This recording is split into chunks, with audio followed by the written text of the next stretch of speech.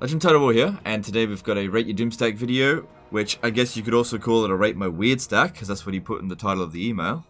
So, he's got a Silostra Diaphin Syreen Doomstack, and all the Syreens have 90% physical resistance. Now, since they're ethereal units by default have 75% physical resistance.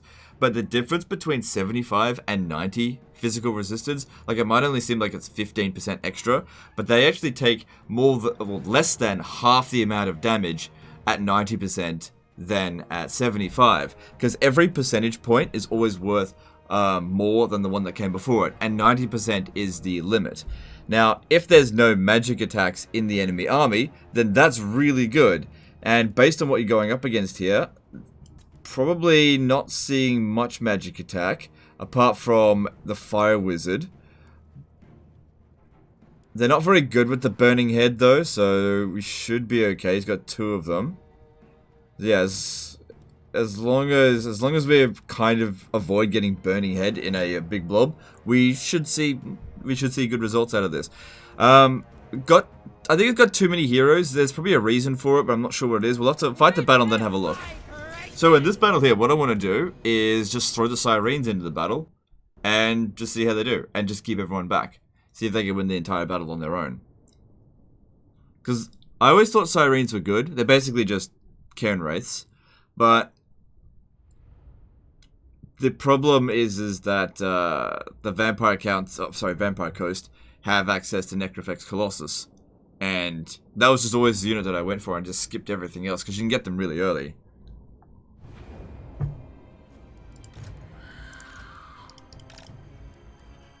I think this guy here might provide extra physical resistance for the entire army. I'm not sure.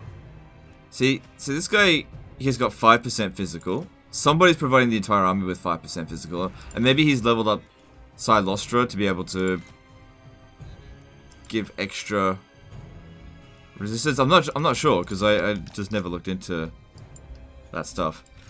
Because I always just gone straight for what's it called? The Necrofexes, and also never really focused that much on Silostra in the late game.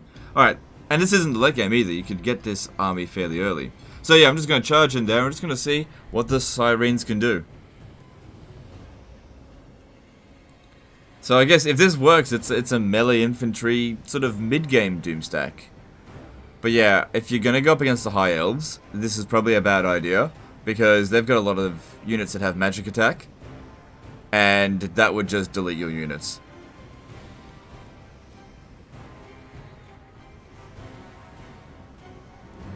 So yeah, not going to send any of the heroes in, just going to rely on the Syreens and just see how they go. Because if they can manage to handle this on their own, that's pretty good. Because they're fast and... oh my god, they're so stupid.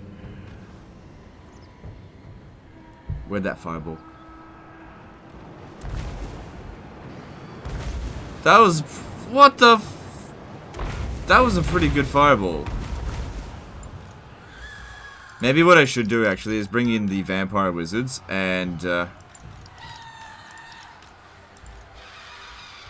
try to heal as much as possible, because yeah, those fireballs are gonna hurt.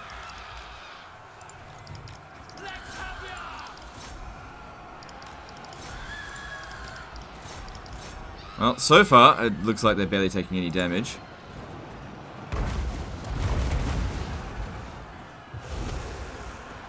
And we got them pretty much flanked there. But they're going ham on those fireballs. Luckily, where our line is so thin that it's not really affecting us that much, and they are hitting their own units.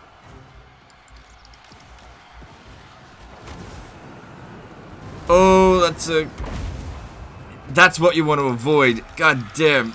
Son of a bitch! I need to kill that guy for doing that. That was a Ruby Ring of Ruin, wasn't it? Yeah.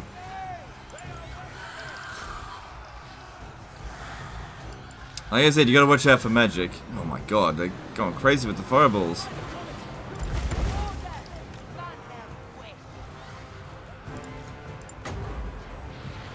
I'm sure we're almost in range for that. But damn, that physical resistance is doing us some good work.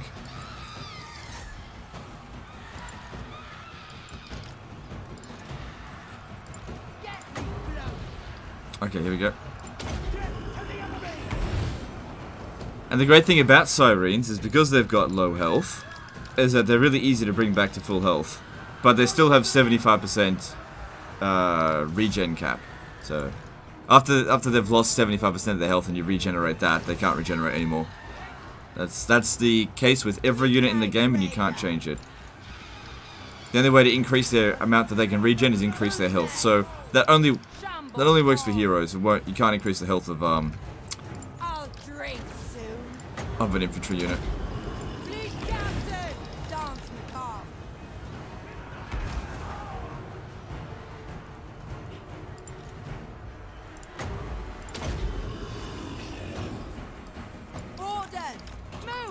So ever since they nerfed the invocation of Nehek ages ago, I've really had an aversion to overcasting it.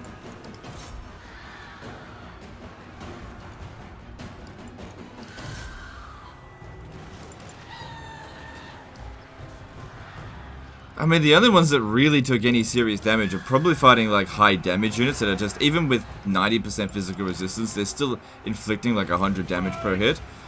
The regular units are just not inflicting any damage at all. And their damage output's pretty good. This sort of blob over here is not really working for me. Shouldn't do that. But yeah, even this unit here completely surrounded. I guess if... No, oh, like I said, they're bad at doing that. If you spaghetti line as much as possible, the AI is going to be really bad with the magics. Just got to keep making sure. Keep that healing up. Curse of Undeath really coming in handy as well. But yeah, it's strong, but it does have, of course, one big weakness, which is magic. You go up against something that's with even a bit of magic attack, it's going to cause you some damage. And that's the thing about Silostra, is that you are likely to go up against people with magic attack. Because for one thing, you're in Lustria, so you got lizard men. And you're very close to Ulthuan, two of the most magically inclined races in the game. You know, Empire doesn't have that much in the way of magic attack, so going up against the Hunts Martial Expedition's not that big of a deal.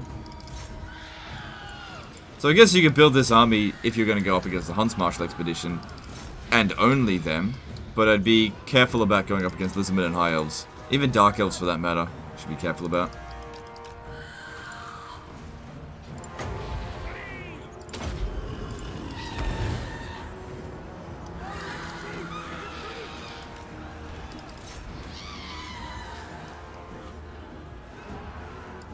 No, just keep them out.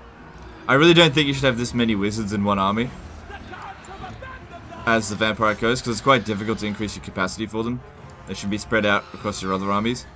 Especially in the early game. Like in the late campaign, if you want to do that, it's totally fine. So yeah, you just stay out of this. What's his physical resistance? 80%. You could easily... Oh, it is actually 90% because of the ward save adding on top of it. Yeah, that hero is really strong because you can get his magic resistance up through equipment. Because a lot of the magic equipment, equipment that provides magic resistance provides like 30%. So it's very easy to get lots of it. Oh, not today. Immediately! Fleet captain, shamble on. Seize Winds of Death. I hope you realize how much self-control that this series is inflicting upon me, because I would have never been able to not done that. Who's next? Fleet captain!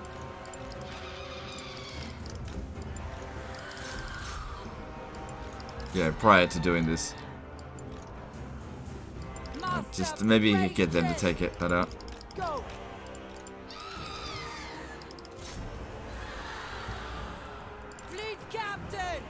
Alright, we're not really taking much damage at the moment. Bit too blobbed up though, we gotta pull some units out, get around the flanks a bit.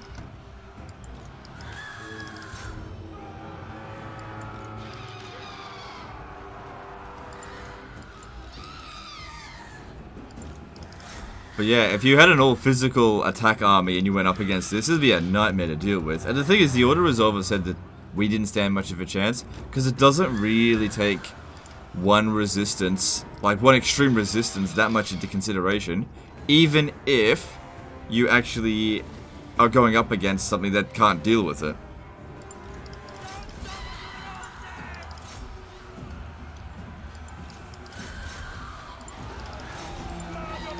Unless you've got like 90% ward save, we'll take it into consideration then. Honor and duty. Move!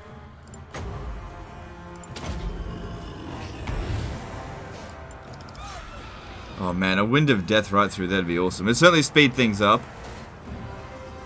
But no, we're going to rely on the Syreens and just see how much damage they can do.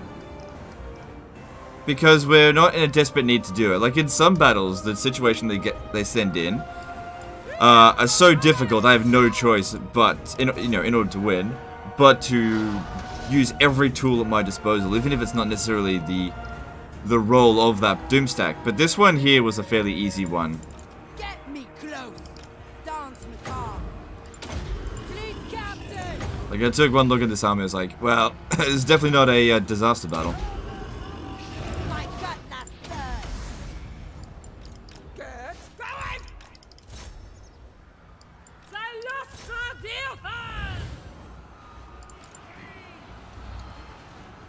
Look at this here, 297 kills on a melee infantry. Thing to point out though is that the Bladesinger Doomstack was probably better. Like it ripped through units way faster than this, but I think a little bit more effort had to go into that. Orders! So the only one that's like particularly damaged, that one that ate like the really nasty fireball close to the start of the battle.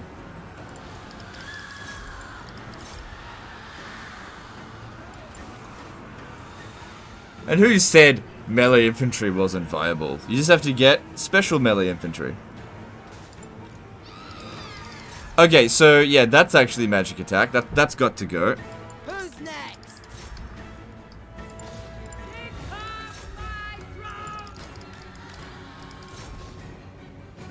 No, witch hunters aren't that dangerous normally because they don't have that much ammo and they can only really kill like 1 or 2 per shot. But and in melee they are not very good.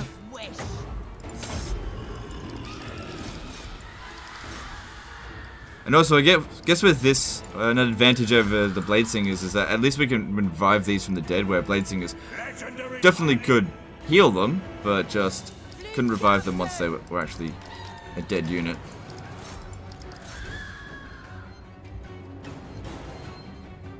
Captain to you!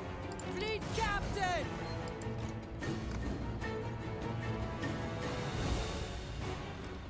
Get me close! Kind of feels like the army lost penalties inflicting. Yep.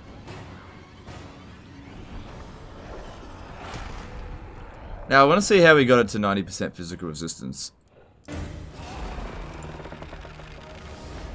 But yeah, it did really well. It did really well against an enemy that it should have done very, very well against. And you know what? Most armies, like if you go to the old world, there are a lot of factions that will not have any access to magic resistance, or not much, sorry, not magic resistance, magic attack, or at least won't have a lot of magic attack for a long time. Now, funny thing is about Fire Wizards is if they got the, I can't remember the name of the spell, but the one that, there's an area effect spell that can give them magic attack, but they didn't have it. Witness my Just can't remember it off by hand. majesty. Like, increases the missile damage and base damage of units as well. This plunder is for all. My skills increase. So, if we have a look here, by... So, just having a look. So, Rotten Death gives physical resistance for... Not for them, okay, that's fine. This one here gave them melee attack. Right. That doesn't give them any physical resistance. Right, so they got 5% from there. Yeah, that makes sense. What about you? Oh, wait. Isn't there something in her unique tree?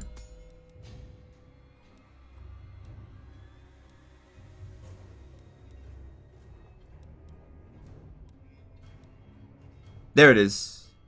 Okay, so it's all Silostra. Physical resistance plus 10% for Bloated Corpse, Syrene, and Mongol Haunters. Right, so that's where the extra 15% came from. Right. Alright.